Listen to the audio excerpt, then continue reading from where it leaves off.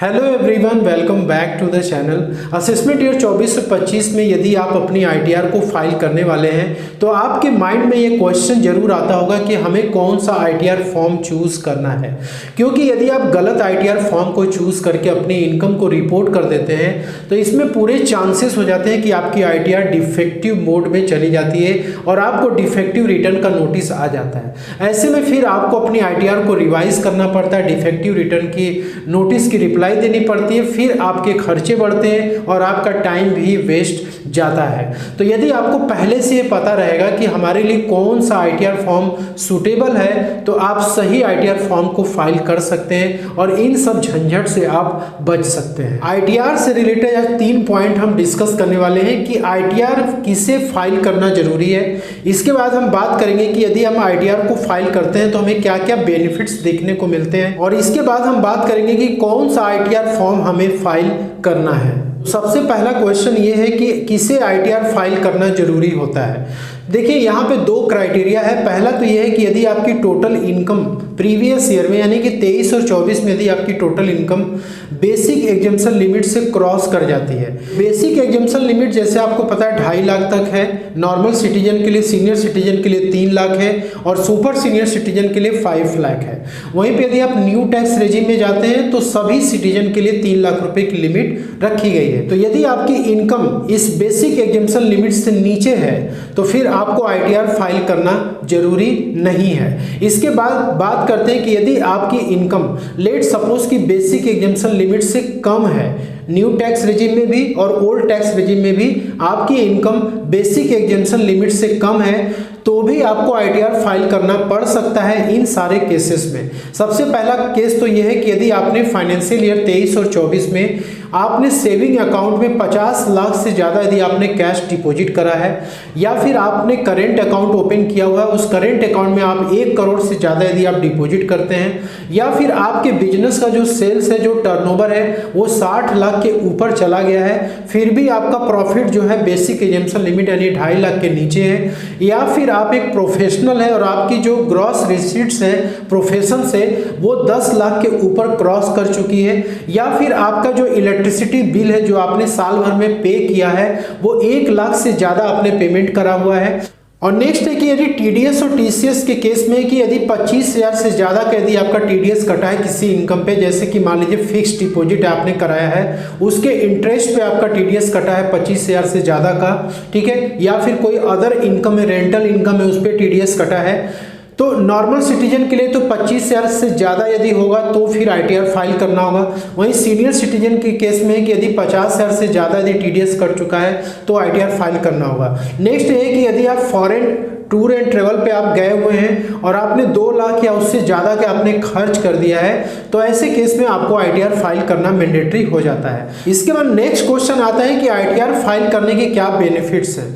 क्योंकि दोस्तों यदि आपको आईटीआर फाइल करने के बेनिफिट्स के बारे में पता रहेगा तो आप शायद अपने आईटीआर को फाइल कर सकेंगे। आईटीआर फाइल करने के जो बेनिफिट्स हैं यहाँ पे हमने नोट डाउन किए हुए हैं। सबसे पहली जो बेनिफिट मिलती है कि यदि आप बैंक में जाते हैं होम लोन के लिए या फिर कोई पर्सनल लोन के लिए तो बैंक वहाँ पे आपसे आईटीआर की डिमांड करता है, क्योंकि आपके आईटीआर में ही इनकम को देखता है कि कितनी इनकम आपका पिछले 3 सालों में रहा है, ठीक है। तो बैंक में लोन के लिए जब आप अप्लाई करते हैं उस समय मांगा जाता है, या फिर आप 2 व्हीलर लोन या फिर 3 व्हीलर लोन, 4 व्हीलर लोन के लिए भी आप अप्लाई करते हैं तो उस केस में भी आपसे आईटीआर की डिमांड की जाती है। तो यदि आप अपने लोन को इजी वे में अप्रूवल चाहते हैं या प्रोसेस कराना चाहते हैं तो आपको अपनी आईटीआर को फाइल करना जरूरी हो जाता है। यदि आप कहीं विदेश में जाना चाहते हैं तो आपको वीज़ा के टाइम पे एम्बेसी या फिर कंसल्टेंट्स आपसे जो है आईटीआर की डिमांड करते हैं तो वहाँ पे वीज़ा प्रोसेसिंग आपकी थोड़ी सी ईजी हो जाती है, तो इसके लिए भी आपको आईटीआर फाइलिंग की मैंडेटरी हो जाती है। इसके बाद नेक्स्ट बेनिफिट आपको ये मिलता है कि यदि आपकी किसी इनकम पे टीडीएस कट गया है तो उसका रिफंड लेने के लिए भी आप आईटीआर फाइल करेंगे तो आपको बहुत ज़्यादा लाभदायक होता है। जैसे मैंने बताया कि आपकी इनकम यदि बेसिक एग्जम्पशन लिमिट के नीचे है और आपका एफडी के इंटरेस्ट पे टीडीएस कट गया है, रेंटल इनकम पे टीडीएस कट गया है, या फिर कोई अदर इनकम है जिस पे टीडीएस आपका कटा है,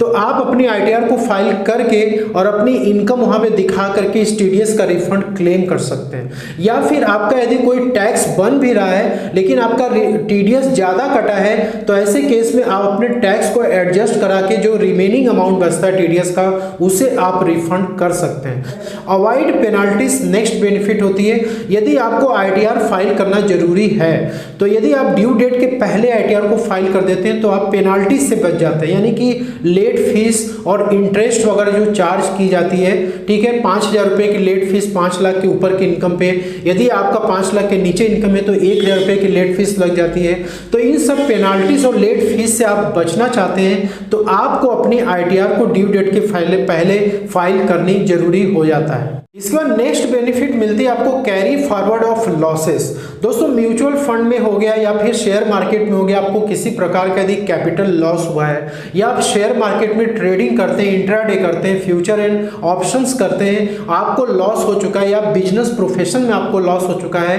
तो ऐसे लॉसेस को आपको कैरी फॉरवर्ड करने के लिए अपनी आईटीआर को ड्यू डेट के पहले फाइल करनी मैंडेटरी हो जाती है। तो यदि आप अपने आईटीआर को फाइल करते हैं तो आप अपने लॉसेस को आगे कैरी फॉरवर्ड करके ले जा सकते हैं, और आगे यदि आपका किसी पर्टिकुलर असेसमेंट ईयर में आपको यदि प्रॉफिट हो रखी है तो वहां पे आप अपने इस लॉस को एडजस्ट कर सकते हैं और आपकी इनकम वहां पे कम हो जाती है और आपको कम टैक्स पे करना पड़ता है। लेकिन यदि आपकी लॉस कैरी फॉरवर्ड नहीं हो पाएगी तो आपको ज़्यादा इनकम आपको रिपोर्ट करना होगा, आपको टैक्स भी ज़्यादा देना पड़ेगा। इसके बाद नेक्स्ट जो क्वेश्चन आता है कि हमने देख लिया कि आईटीआर फाइल करने के क्या बेनिफिट्स है, किसे आईटीआर फाइल करना जरूरी है, अब कौन सा आईटीआर फॉर्म हमें चूज करना है। आप सभी को पता है कि आप अपने आईटीआर फॉर्म में अपनी इनकम गवर्नमेंट को आप रिपोर्ट करते हैं, डिफरेंट सोर्सेस से आपको इनकम होते हैं तो आप उसमें रिपोर्ट करते हैं। तो आपके लिए कौन सा आईटीआर फॉर्म सही है, ये डिपेंड करता है दो चीज़ों के ऊपर। पहला तो ये होगा कि आपकी इनकम की टाइप, और इनकम टाइप के अनुसार ही आईटीआर फॉर्म डिसाइड होता है।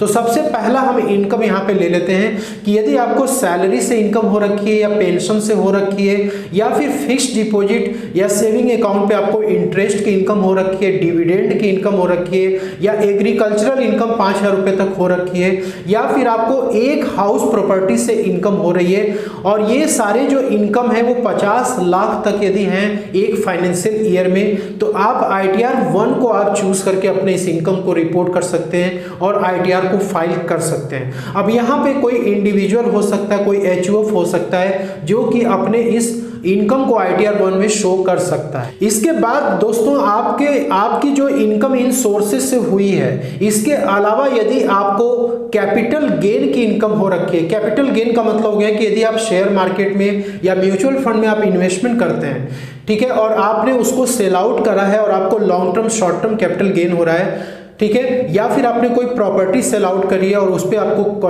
कैपिटल गेन हो रहा है, या फिर आपकी एक से ज़्यादा हाउस प्रॉपर्टी है, ये सारी इनकम तो आपकी है ही, लेकिन बाकी ये सब भी इनकम है और आपकी टोटल इनकम यहाँ पे 50 लाख से ऊपर क्रॉस करती है, तो फिर उस केस में आपको आईटीआर 2 चूज करना चाहिए। इसके बाद नेक्स्ट है कि यदि आपको ये सारे इनकम जो मैंने मेंशन किए हैं, ये सारे इनकम आपके हैं, साथ में यदि आप शेयर मार्केट में ट्रेडिंग करते हैं, ट्रेडिंग का मतलब हो गया कि इंट्राडे करते हैं या फ्यूचर एंड ऑप्शंस करते हैं, ठीक है, और उसमें आपको प्रॉफिट या लॉस होता है, ठीक है, या फिर आप कोई बिजनेस चला रहे हैं, या फिर आप एक प्रोफेशनल है जिसकी ऑडिट मैंडेटरी है, या फिर आपके ऊपर ऑडिट मैंडेटरी नहीं है लेकिन आप बुक्स ऑफ अकाउंट मेंटेन करते हैं, ठीक है, और आप जो है उसका proper profit and loss account maintain करते हैं, आपकी जो इनकम है, जो सेल्स है, वो ऑडिट के लिए लायबल नहीं है, तो ऐसे केस में आप जो है आईटीआर 3 के थ्रू आप जाएंगे। इसके अलावा नेक्स्ट है दोस्तों कि यदि आपको सैलरी से इनकम हो रखी है, पेंशन की इनकम हो रखी है, या अदर सोर्सेज की इनकम जैसे कि फिक्स्ड डिपॉजिट, सेविंग अकाउंट पे इंटरेस्ट, या फिर डिविडेंड की इनकम, एग्रीकल्चरल इनकम, ठीक है, ये सारे सोर्सेज से इनकम हो रखी है, लेकिन आपको बिजनेस और प्रोफेशन से जो इनकम हो रही है उसको आप प्रिजेंटिव टैक्सेशन स्कीम को ऑप्ट करके आप शो करना चाहते हैं। मतलब section 44 AD, section 44 ADA, section 44 AE में आप प्रिजेंटिव टैक्सेशन के अनुसार, यानी कि आपका टर्नओवर यदि 2 करोड़ तक है तो आप प्रिजेंटिव टैक्सेशन स्कीम को बिजनेस के लिए ऑप्ट कर सकते हैं। यदि आप एक प्रोफेशनल हैं, यदि आपकी ग्रॉस रिसिप्ट एक फाइनेंशियल में 50 लाख रुपए तक है तो उस केस में प्रिजेंटिव टैक्सेशन स्कीम को आप ऑप्ट कर सकते हैं। हालांकि न्यू टैक्स रेजिम में ये लिमिट बढ़ चुकी है लेकिन उसका क्राइटेरिया अलग है, ठीक है। तो यहाँ पे प्रिजम्पटिव टैक्सेशन स्कीम होगा, या फिर आपको हाउस प्रॉपर्टी, किसी एक हाउस प्रॉपर्टी से यदि आपको इनकम हो रही है और ये सारे इनकम मिला करके 50 लाख रुपए तक हैं, तो आपको सिर्फ और सिर्फ ITR 4 में ही रिपोर्ट करने को मिलेगा। यदि आप प्रिजम्पटिव टैक्सेशन स्कीम को ऑप्ट करते हैं लेकिन आपके बाकी सारे जो सोर्सेज हैं उससे आपकी इनकम यदि 50 लाख के ऊपर क्रॉस कर चुकी है, तो फिर आप ITR 3 में आप प्रिजम्पटिव टैक्सेशन स्कीम को चूज करके आप अपने ITR को फाइल कर सकते हैं। अब यहाँ पे ये जो भी ITR में डिस्कस कर रहा हूँ ये असेसी किसके ऊपर एप्लीकेबल है, तो इंडिविजुअल हो गया, HOF हो गया, पार्टनरशिप फॉर्म हो गया, ठीक है, इन सब के ऊपर ये एप्लीकेबल होता है। यहाँ पे नेक्स्ट बात करते हैं ITR 5 की। तो दोस्तों जो ITR 1 से लेके 4 तक जो भी असेसी उस कैटेगरी में फॉल नहीं करते हैं वो बाकी 5, 6 और 7 में फॉल करते हैं। तो ITR 5 में इन्वेस्टमेंट फंड्स हो गया, बिजनेस ट्रस्ट हो गया, कोई आर्टिफिशियल जुरिडिकल पर्सन हो गया, body of individual, LLP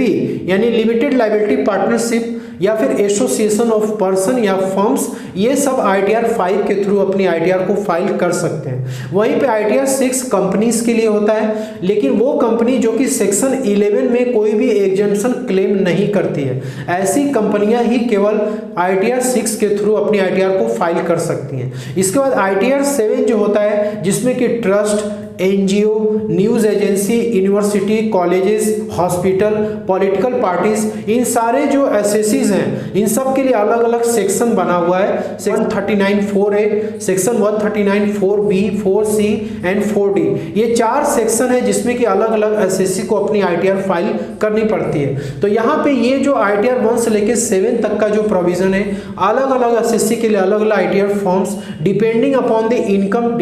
design किए गए हैं। आप किसमें फॉल करते हैं उसके अनुसार आपको ऑप्ट करना है और अपनी ITR को फाइल करनी है। तो आई होप कि आपको ये पूरा कॉन्सेप्ट क्लियर हो गया होगा। यदि इस वीडियो अच्छी लगी तो इसे लाइक और शेयर जरूर कर दीजिएगा, चैनल पर तो सब्सक्राइब जरूर करें। तो मिलते हैं नेक्स्ट वीडियो में, तब तक के लिए जय हिंद, जय Bharat. Thank you so much for watching this video.